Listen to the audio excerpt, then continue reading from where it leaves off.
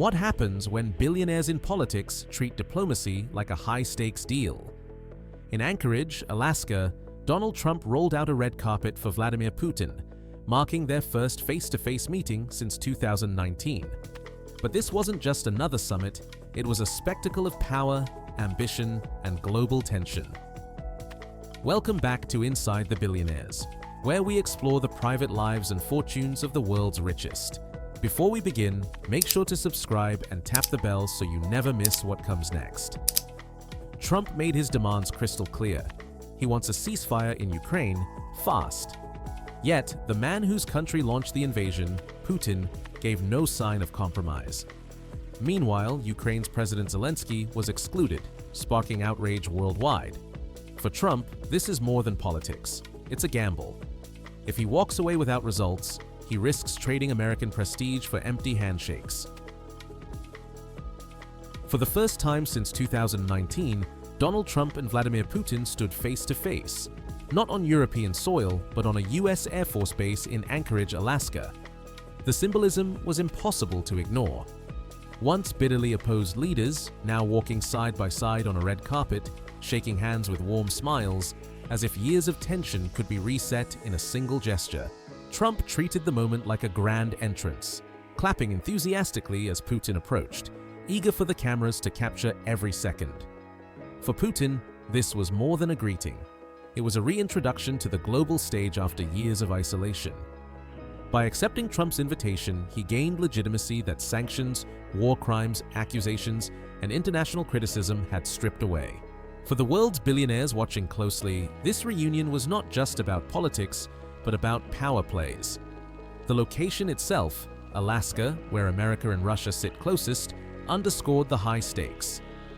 This was not Europe's summit. This was Trump's show, a carefully staged performance where he aimed to cast himself as the billionaire dealmaker capable of stopping a war. But behind the smiles, the question loomed. Would history remember this as a turning point toward peace, or just another handshake with no substance? Donald Trump has never hidden his love for dramatic deals, but in Alaska, his ambition reached new heights. Standing before the press, he declared that nothing short of an immediate ceasefire in Ukraine would satisfy him.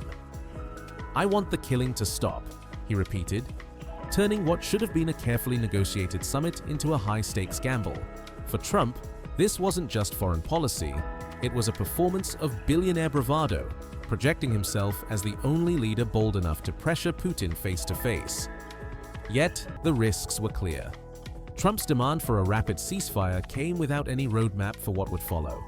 He dismissed discussions of land swaps or territorial negotiations, saying those would come later. But the world knows Putin rarely bends without extracting a price. By setting such an uncompromising goal, Trump put his reputation on the line.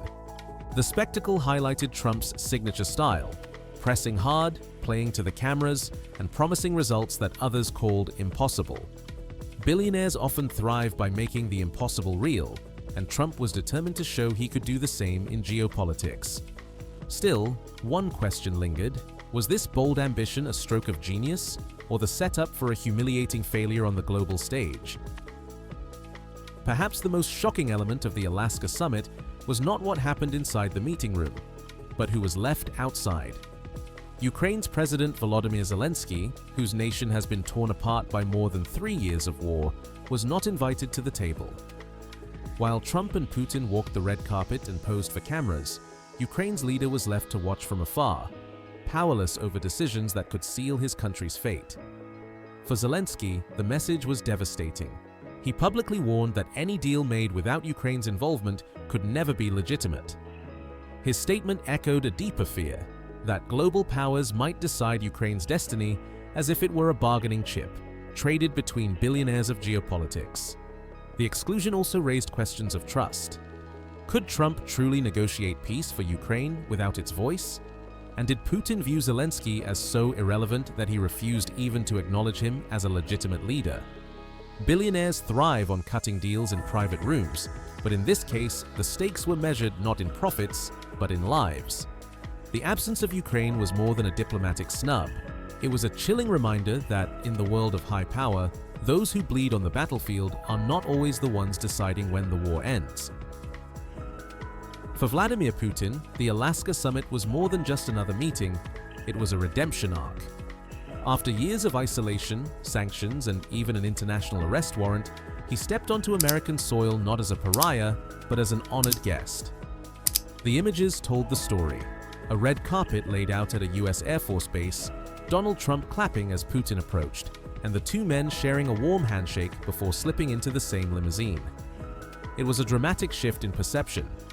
Under Biden, Putin had been branded a murderous dictator. Now he was being treated like a statesman, even a partner. For the Russian leader, this was priceless. No speech could erase the stigma of war, but the visual of America's president greeting him with smiles carried a power of its own. In that moment, Putin achieved what many billionaires crave: legitimacy. Just as hidden billionaires use lavish parties or luxury yachts to re-enter elite circles, Putin used Trump's stage to reintroduce himself to the international community. He didn't need to say much, the symbolism did the work. But the real question remained. Was this a comeback leading to peace, or simply a masterstroke of image-making from a man who knows how to play the long game? Sometimes, in politics, as in the lives of billionaires, the spectacle matters more than the substance. In Alaska, the world wasn't just watching for policy, they were watching for body language. Trump and Putin delivered. The handshake wasn't just firm, it lingered. Trump patted Putin's arm, then his hand, guiding him down the red carpet with almost choreographed precision. Cameras captured smiles so warm they seemed rehearsed for history. Then came the moment that defined the summit's optics. Both leaders slipping into the same limousine, sharing a private ride before the official talks began. It was a scene straight out of a billionaire lifestyle playbook, two powerful men closing the doors on the world, suggesting that the real deals would be made away from the microphones.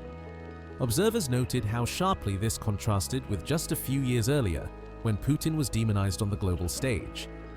Now, the same man was being given what billionaires crave most: validation through association. For Trump, the performance was deliberate.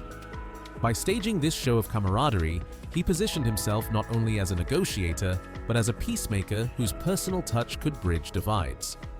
But beneath the smiles, skeptics asked, was this theater laying the groundwork for peace, or for a dangerous illusion of unity? Alaska was not chosen by accident. Nestled between America and Russia, this icy frontier became the unlikely stage for one of the most symbolic meetings in modern history. Far from the war-torn cities of Ukraine, and far from the European capitals that have borne the brunt of Russia's aggression, Trump and Putin met in a place that felt almost neutral, but with geography that whispered of rivalry and proximity. To American audiences, Alaska evoked a sense of strength. A US military base hosting the world's most watched summit. For Russians, it reminded them that their homeland was only a stretch of ocean away. The choice of location sent a clear message. This was a dialogue between two superpowers, with Europe sidelined, Ukraine absent, and the rest of the world forced to watch from the outside. For Trump, it was classic showmanship. By picking Alaska, he controlled the stage, placing the meeting on home turf while still signaling openness to Putin. For Putin, it was an opportunity to demonstrate that despite sanctions and international condemnation, he could still sit across from America on equal footing. In the billionaire world of global politics, location is never just logistics, it is power, and Alaska made it clear. This summit was designed for spectacle as much as for diplomacy. For Donald Trump, this summit was more than a handshake. It was a gamble that could define his legacy. After rolling out the red carpet, greeting Putin with smiles and showcasing the warmth of their interaction, Trump had raised expectations sky high. The problem? Without a concrete result, a ceasefire, a signed pledge, or even a symbolic step forward, he risked walking away empty-handed. And in the billionaire world of politics, appearances matter just as much as outcomes. Trump himself fueled the stakes. Before departing Washington, he posted in all caps, "High stakes." That wasn't hyperbole. By giving Putin such a lavish welcome, Trump effectively restored him to the international spotlight.